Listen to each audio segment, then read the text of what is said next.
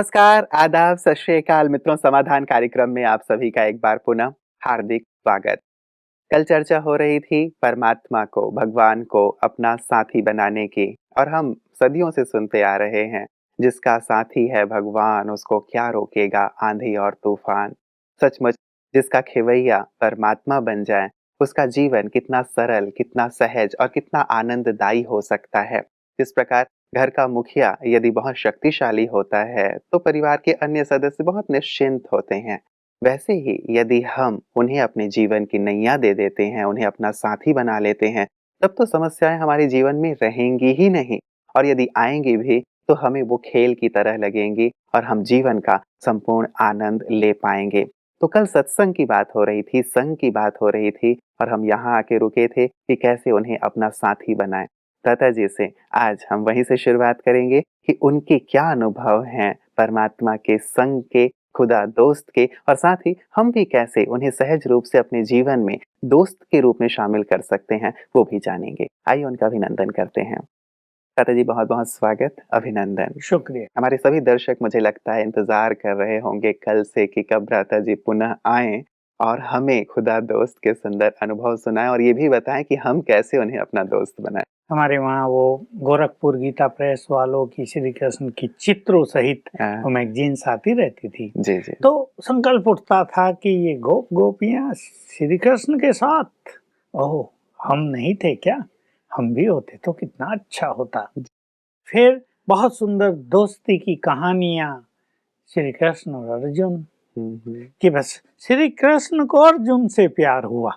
देखिए अगर कहानियों पे हम ध्यान दें, श्री कृष्ण को वहीं घर बैठे जब उसने कंस वध कर लिया और सब खेल बिल्कुल नॉर्मल हो गया, तब उसे ख्याल आया कि मेरी बुआ के पुत्र पांचों कष्ट में हैं। उन्हें अपना दूत भेजा और उनका हालचाल पूछा और सचमुच से पता चल गया कि वो कष्ट में हैं। मिलन हुआ, पहला मिलन श्री कृष्ण का पांचों पांडवों से और उनको विशेष प्यार रहा अर्जुन के साथ। जी। लगा दोनों की लंबाई चौड़ाई रंग ऊंचाई विचार शक्ति सब एक सी है, प्यार हो गया। तो हम भी सोचता रहा कि भगवान से अर्जुन की दोस्ती, और फिर सारी महाभारत और सारा उनका विवरण ये दर्शाता है कि उस दोस्ती के कारण अर्जुन सुरक्षित है। उस दोस्ती में भगवान की गाइडेंस अर्जुन को मिल रही है और उस दोस्ती के कारण ही उनकी विजय हुई है। तो मैं भी सोचता था काश कैसे हो ये, पर न हम अर्जुन हैं न उसके साथ हैं, वो तो काल ही बीत गया, फिर कैसे हो। लेकिन ऐसा समय सौभाग्य से हमारे सामने भी आ गया कि भगवान इस धरा पर और हमें उसका संदेश मिला और हम उसके पास आ गए। और जब मैं पहली बार आया तो मेरी ये दृढ़ इच्छा थी इन्हीं के साथ रहूं, और कुछ ही मास में वो शिव बाबा ने मेरी इच्छा पूर्ण कर दी। मुझे बहुत अच्छी स्पिरिचुअल प्रोग्रेस करने की एक अपॉर्चुनिटी मिली यहाँ पर आकर। और 82 से एक दिन की घटना है, बस एक सुंदर सी थी तो निगेटिव, लेकिन मेरे लिए वो बहुत सुंदर बन गई कि मैं अकेला घूम रहा था नक्की के चारों ओर। मन थोड़ा सा खुश नहीं था, कहूँ थोड़ा उदास था। कुछ बात हुई थी, छोटे थे हम, किसी ने कुछ कह दिया था, मन में वो चल रहा था। मैं सोचा, जैसी चर्चा हम कल कर रहे थे कि मेरे भी ऐसे दोस्त तो नहीं हैं जिनको हम अपना सब कुछ सुना दें। मैं सोचा कि मेरा भी कोई अच्छा दोस्त होता तो मैं भी मन की सारी बातें शेयर करके आज हल्का तो हो जाता कम से कम। तुरंत ऊपर से ठक ठक ठक ठक ठक आवाज जैसे आने लगी, जैसे मैं सुन रहा हूँ, मैं हूं ना तुम्हारा खुदा दोस्त, सुनाओ मुझे। और जैसे मेरा तीसरा नेत्र खुला, मैं जगा हूँ कि तुम मनुष्य दोस्तों की बात कर रहे हो, उनकी तलाश कर रहे हो, भगवान तुम्हारा दोस्त। बस मैंने बाबा को कहा, बाबा थोड़ी आज ये मन उदास हो गया है मेरा, ये बात हो गई है, पता नहीं क्या हुआ, बस ये बताते ही मन फ्रेश और आनंदित। वहां से मुझे लगा कि भगवान दोस्त, और मुझे भी ऐसा लगा कि भगवान मुझसे दोस्ती करना चाहता है। ये अपने में एक वंडरफुल बात थी कि क्योंकि हम तो उसे जानते ही नहीं थे कि वो भी इस तरह कोई दोस्त बनता है। और फिर उसी साल, ये बात 1982 की है, 2 मुरलियां चली, यानी 2 बार बाबा आए और उन दोनों का जो टॉपिक था वो था खुदा दोस्त। और उससे मुझे बहुत अच्छी गाइडलाइन मिल गई कि भगवान से दोस्ती करनी है, वो दोस्ती निभाने के लिए तैयार है, लेकिन ये नहीं वही हमसे दोस्ती करे, हमें भी तो करना पड़ेगा। तो पहला विचार जो मेरे मन में आया था कि friendship is the meeting of two pure heart, दो पवित्र दिलों का मिलन है दोस्ती। जी दोस्ती तभी एवरलास्टिंग होती है जब दोनों के दिल बिल्कुल साफ और पवित्र, यानी दो न होके एक हों। तो मुझे संकल्प हुआ कि वो है सुप्रीमली प्योर, एब्सोल्युटली प्योर, पवित्रता का सागर। तो अगर मुझे उससे दोस्ती करनी है तो मुझे भी सुप्रीमली प्योर होना ही पड़ेगा। दिल में और कुछ नहीं, कोई गंदगी नहीं, ये रबिश नहीं, क्लीन हार्ट, एक के प्यार में भरा हुआ दिल।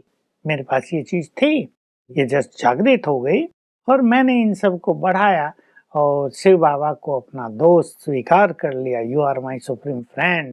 और फिर तो इस दोस्ती का दौर बहुत सुंदर चला। कृष्ण और अर्जुन की सारी कहानियां ज्ञात थी, मैं उनको बहुत रुचि से पढ़ता था, अभी पढ़ता रहता हूँ, मुझे बड़ा मजा आता है कि कैसे श्री कृष्ण के सामने अर्जुन अपने को समर्पित रखता है, अपनी बात तो कहता है, कुछ भी मन में दुविधा हो, कोई भी उसे गुस्सा आ रहा हो, वो बात तो कहेगा, सब निकाल देते हैं श्री कृष्ण जब कुछ कहता है स्वीकार कर लेते हैं। सब कुछ समझ, बस जो तुम कहते हो वही परम सत्य है। जी। तो ये बातें मैंने बहुत सारी सीख ली और पहला अनुभव मेरे पास बहुत सुंदर हुआ इसका। और फिर तो बहुत सारे अनुभव, विशेषकर बीमारियों में या साधनाओं के मार्ग में कहीं कठिनाई होती है, मैंने शिव बाबा को कह दिया था you are my good friend, true friend, जहां मैं गलती करूं मेरे कान पकड़ लेना। तो इसके बहुत अच्छे अनुभव हुए। तो गलतियां तो होती हैं मनुष्य से और हमसे भी होती थी, तो तुरंत बाबा की ओर से सिग्नल आता था, नो तुम्हें ये नहीं करना है, जो और लोग कर रहे हैं वो तुम्हें नहीं करना है। जी तो बहुत अच्छी एक चीज है। तो भ्राता जी, एक चीज आपने जैसे कही कि मित्रता में दो पवित्र दिलों का मिलन होता है, लेकिन अभी यदि हम अपने दिल को देखते हैं या अपने जीवन को देखते हैं तो वैसी पवित्रता, वैसी शुद्धि हम नहीं पाते हैं, फिर हम उनसे कैसे अपनी समीपता बढ़ा सकते हैं? बस ये इसका उत्तर यही है। प्रश्न तो ये बिल्कुल स्वाभाविक है, क्योंकि उस जैसी पवित्रता तो किसी किसी के पास ही हो सकती है। अब उसने पवित्र बनने का हमें मार्ग बताया है, हम उसकी आज्ञा पर चलकर उसके दिल को जीत लें। मुख्य बात ये है, प्योरिटी तो हमारी धीरे धीरे ही बढ़ेगी। जी वो तो एक साथ बढ़ के परफेक्ट नहीं हो सकती, और ये बात तो सुप्रीम फ्रेंड को भी पता है। लेकिन जो जो वो हमें कहे, जिस तरह से वो हमें गाइडेंस दे, बस हम उसको फॉलो करते चलें, हम उसके दिल को जीत लेंगे। तो फिर दोस्ती का दौर उसकी ओर से ज्यादा चलेगा, हम तो उसका आनंद लेंगे। जी भ्राता जी, कई जैसे हमारे बहुत क्लोज फ्रेंड होते हैं, कोई एक होता है तो हम उसके साथ सब कुछ शेयर करते हैं, खाते हैं, पीते हैं, बैठते हैं, घूमते हैं, फिरते हैं, सब चीज सुबह से लेकर रात तक हमारी इच्छा रहती है कि मेरा वो दोस्त मेरे साथ साथ रहे। तो क्या ऐसे ही सुबह से लेकर रात तक अपनी हर एक्टिविटी में हम उन्हें भी अनुभव कर सकते हैं, साथ ले सकते हैं, और यदि हाँ तो कैसे? यही बात शिव बाबा ने उन 2 मुरलियों में स्पष्ट की थी। विदेशी भी थे कुछ थोड़े बहुत, कि विदेशी तो दोस्त ही बनाते हैं और दोस्तों को साथ लेकर हाथ में हाथ डालकर गार्डन में घूमते हैं या सागर के किनारे जाते हैं, वहाँ एंजॉय करते हैं। तो तुम भी शिव बाबा जो निराकार है, अब देखिए यहाँ प्रश्न ये भी होता है कि वो है निराकार और दोस्ती कर रहे हैं हम मनुष्य साकार, तो कहीं ना कहीं दोनों को कुछ कुछ चेंजेस चाहिए। तो वो आएगा निराकार अव्यक्त ब्रह्मा के रूप में, और हमें इस साकार को भूलकर हमें भी अव्यक्त फरिश्ते स्वरूप को धारण करना पड़ेगा। इसकी प्रैक्टिस करने की, थोड़ी मेहनत करने की अवश्य आवश्यकता है, ताकि दोनों में समानता हो जाए, दोनों के स्वरूप में भी समानता। बाबा कहा करते थे, एक बहुत मोटा, पति पत्नी की बात, एक बहुत मोटी, दूसरा बहुत लंबा, जोड़ी ठीक नहीं बनेगी, ठीक नहीं बनती। तो शिव बाबा भी निराकार अव्यक्त रूप में आ जाए और हम साकार को भूलकर अव्यक्त स्वरूप धारण कर लें, तो दोनों में समानता हो जाएगी। तो इसकी बहुत अच्छी प्रैक्टिस हमने की और जी। फिर यही बाबा ने सिखाया हाँ, हाँ। कि घूमने जाओ तो खुदा दोस्त का आह्वान कर लो, ब्रह्मा तन में सवार होकर सूक्ष्म रूप से अब मेरे साथ आ जाओ, जी। उसकी उपस्थिति फील करो और उससे बात करते रहो, भोजन करो, आ जाओ, पहले तुम स्वीकार करो, उसको बुला लें और उसको भोजन स्वीकार कराएं और पूछें टेस्टी लगा, अच्छा लगा या ऐसे ही बस अभोक्ता हो तो बस खुशबू लेके ही छोड़ दिया। आनंद लें उससे, लो एक तुम खाओ फिर एक मैं खाता हूँ, मैं तुम्हें खिलाता हूँ तुम मुझे खिलाओ, हाँ। आनंद ले इस तरह खुदा दोस्त के साथ। बाइक पर जाते हैं, अपने दोस्त का आह्वान कर लो, मैं चलाऊंगा तुम पीछे बैठो, या तुम भी मेरे हाथ में अपने हाथ समा दो और तुम चलाना, तुम तो ऑलमाइटी हो, हमारी यात्रा निर्विघ्न रहेगी, बिल्कुल सेफली हम पहुंच जाएंगे अपने लक्ष्य तक। जी। आ जाओ, बैठा लो उसको।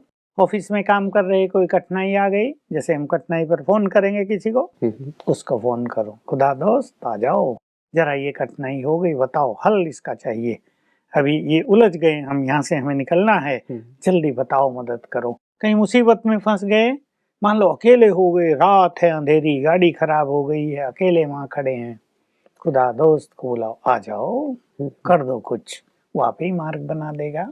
इस तरह हर कर्म में हम उसका आह्वान कर लें, पर ये दोस्ती गहरी कर दें, उससे इतने घुल मिल जाए कि हर बात उसके साथ, हर राय उससे लेनी है, कहीं समस्या आ गई तो उसको बुलाना है, ये नहीं समस्याओं में मनुष्यों को याद कर रहे हैं और जब किसी से कुछ नहीं हुआ तो उसे याद कर रहे हैं, अरे ये स्वार्थ तो वाली याद हो स्वार्थ गई वाली, और ये कोई नहीं। काम नहीं आ रहा है। बीमारियों में मुझे इसके बहुत सुंदर अनुभव हुए, क्योंकि हमारे यहाँ मेडिकल फैसिलिटीज नहीं थी जी, जी। और न कोई डॉक्टर था, न दवाइयाँ होती थी, न इंजेक्शन, और न यज्ञ में इतना पैसा था कि हम कहीं बाहर जाएं, अहमदाबाद जाएं या और कहीं जाएं। तो मैं तो अपने खुदा दोस्त को कहता था और उसके बहुत सुंदर अनुभव मुझे प्राप्त हुए, मैंने पहले भी सुनाए हैं, फिर भी एक सुना देता हूँ। 18 दिन हो गए मुझे बुखार चल रहा था, बाबा आने वाले थे, तो मैं भी थोड़े आधे मन से दूर जाके बैठ गया, हॉल में बहुत लोग थे, मुझे ख्याल नहीं था कि इतने लोग बैठे हैं तो बाबा मुझे भी देखेगा, और मैं दूर भी था, लेकिन अचानक जैसे मेरी चेतना जगी और मैंने जो बाबा की ओर देखा तो देखा बाबा दृष्टि दे रहे हैं, और मैं अलर्ट हुआ और मैंने एकाग्रता के साथ वो दृष्टि ली, क्योंकि मुझे बुखार था तो तन भी ढीला था, फिर भी मुझसे कमरे में रुका नहीं गया, जैसे कोई खींच के ले आया मुझे, और बाबा की दृष्टि मिलने लगी और बस आधा मिनट मिली होगी और बुखार गायब। ऐसे बीमारियों में अनेक तरह के अनुभव, कमर दर्द मुझे हुई, हंसी की बात भी है, मैंने चेकअप कराया तो आया कि 8 जगह कमर में तुम्हें डिफेक्ट है, डॉक्टर हैरान, तुम चलते कैसे हो? मैंने कहा मेरा चलना क्या, मैं तो आनंद पूर्वक दौड़ता कर रहा हूँ, मेरे को तो कोई समस्या नहीं। फिर मुझे ख्याल आया कि ये सुप्रीम फ्रेंड जैसे बैकबोन बनकर कमर में भी समाया हुआ है और वो सब कुछ कर रहा है। बहुत सारी चीजों में इस तरह सीधी अवेयरनेस, मुझे कहीं क्लास कराना हो, मैं कैसे कैसे यूज करता हूँ, क्लास कराना हो, खुदा दोस्त का आह्वान, आ जाओ।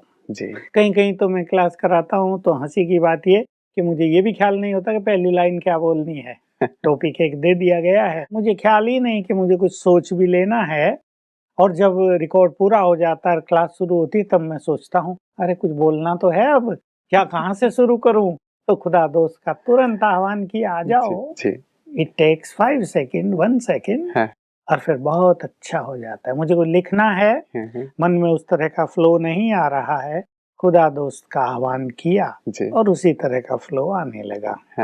तो बाबा को सचमुच अगर हम अपना मित्र बना लेते हैं तो बहुत ही अच्छे अच्छे अनुभव हमें होते रहते हैं। तो ये बड़े सुंदर अनुभव हैं दादा जी। मुझे प्लीज आपके अनुभवों से आनंद आ रहा है, हमें सुंदर याद आ रहा है।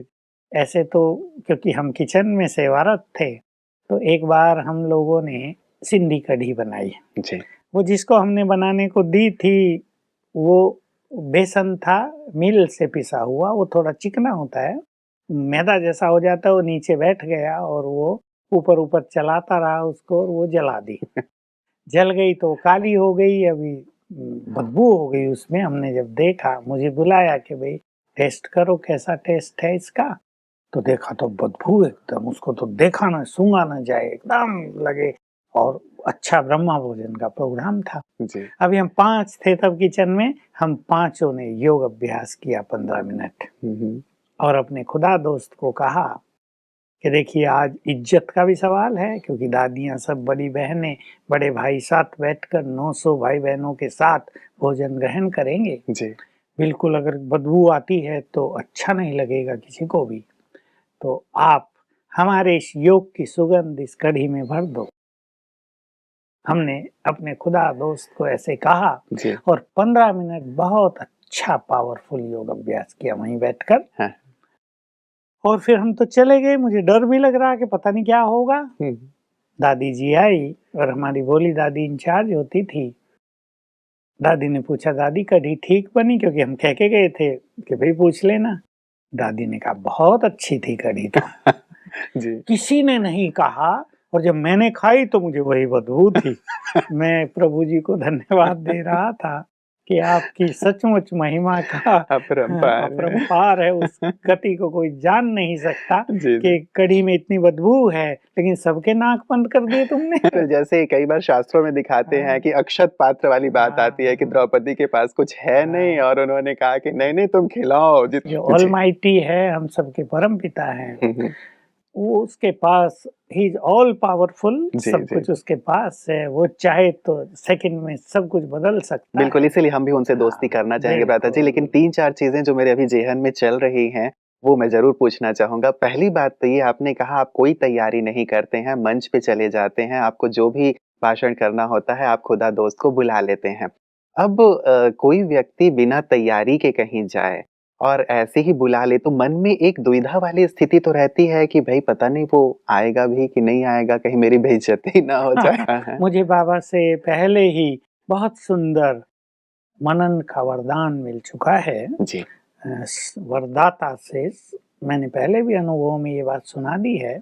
मनन चिंतन का एक श्रेष्ठ वरदान मिल गया था ज्ञान से। हाँ। तो मेरे को तो वो वरदान कार्य करता है कि जैसे मैं बैठता हूँ एक सुंदर फ्लो मन में प्रारंभ हो जाता है। जी। वो एक अलग चीज है, लेकिन एक आम व्यक्ति जो भी साधक है उसे थोड़ी तैयारी कर लेनी चाहिए और फिर खुदा दोस्त का आह्वान करना चाहिए। तो उसको लगेगा उसके बोल में सुप्रीम पावर आ गई है, जो उसने विचार किया है उसमें और सुंदर विचार जुड़ गए हैं। ऐसे करना तैयारी कर लेते हैं कि मुझे भाषण में इसके बाद ये, इसके बाद ये, इसके बाद ये करना है, या हमने पूरी पीपीटी ही तैयार कर ली है कि फर्स्ट स्लाइड से लेके लास्ट स्लाइड तक हमें ये बोलना है। तो हमने भगवान के लिए तो जगह ही नहीं छोड़ी। यदि वो हमारे थ्रू कुछ कराना चाहते हैं, यदि हमारे थ्रू कुछ बोलना चाहते हैं, तब तो हमने उन्हें कोई मार्जिन ही बिल्कुल नहीं दी। मेरा अनुभव इसमें दूसरा होता है। जी। मान लो मुझे कोई बहुत अच्छा प्रोग्राम देना और मैंने 5 पॉइंट लिख ली उसके लिए, वो मैं 1 मिनट में लिख लेता हूँ, भाई इन पॉइंट्स पे मुझे बोलना है। अगर बाबा को मेरे द्वारा कुछ करना है तो वो पांचों मुझे बोल जाएंगी और फिर वही होगा जो वो चाहता है।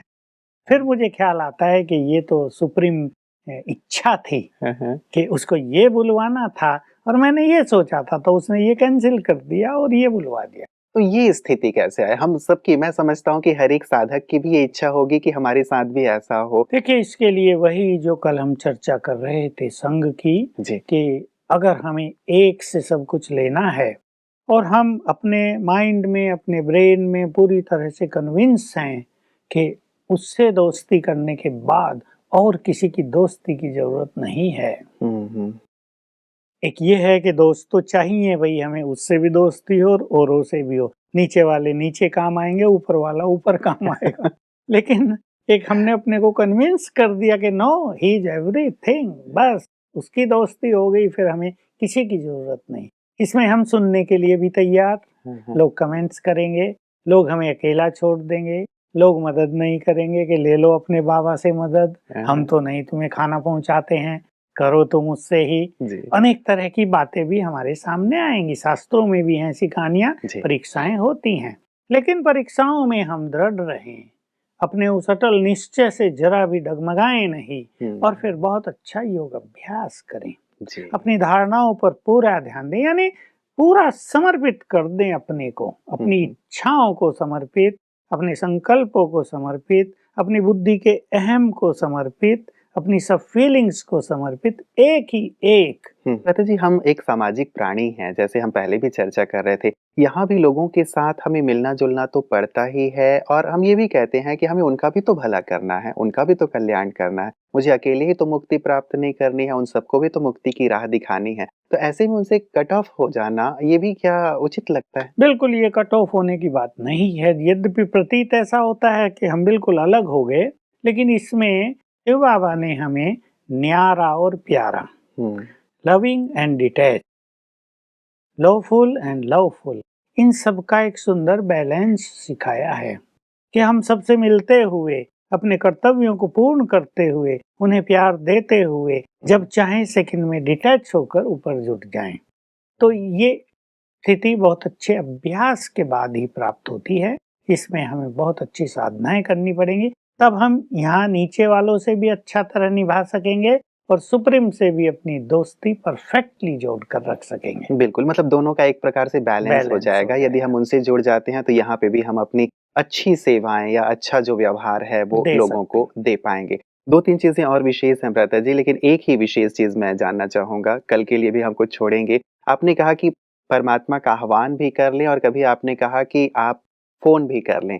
तो हम अपने दर्शकों के लिए उनका फ़ोन नंबर जानना चाहेंगे।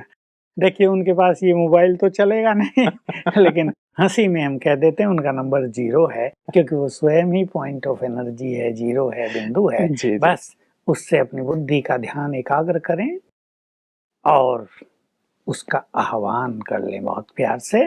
और ये सत्य है कि यदि हम उससे बहुत प्यार करते हैं, यदि वो हमारा है और हम उसके हैं, इस फीलिंग्स में हम ओत-प्रोत हैं, जी। समा गए हैं, तो हमारे बुलाते वो दौड़ा चला आएगा। बिल्कुल विकट परिस्थिति आ जाए तब विशेष कैसे बुलाया जाए, एक बात ये जो मेरे ज़हन में अभी आ रही है। और दूसरी बात ये कि कई बार जैसे आपने कहा कि हम बीमारियों के समय भी उन्हें याद करें, तो बीमारियों में उन्हें याद करना और दवाइयाँ लेना, इन दोनों की स्थितियों में स्पष्टीकरण बैलेंस। ज़रूर हमें चाहिएगा कि कैसे? क्योंकि कई लोग ऐसा सोचेंगे कि हमें दवाइयाँ नहीं लेनी हैं, हमें बस उस भगवान की ही मदद लेनी है, तो शायद यहाँ भी स्पष्टीकरण की ज़रूरत है। कल मैं चाहूँगा कि इन दोनों बातों को आप स्पष्ट करें। आज के सुंदर अनुभव के लिए, जिसने हमारे सभी दर्शकों को भाव विभोर कर दिया होगा, आपका बहुत-बहुत शुक्रिया।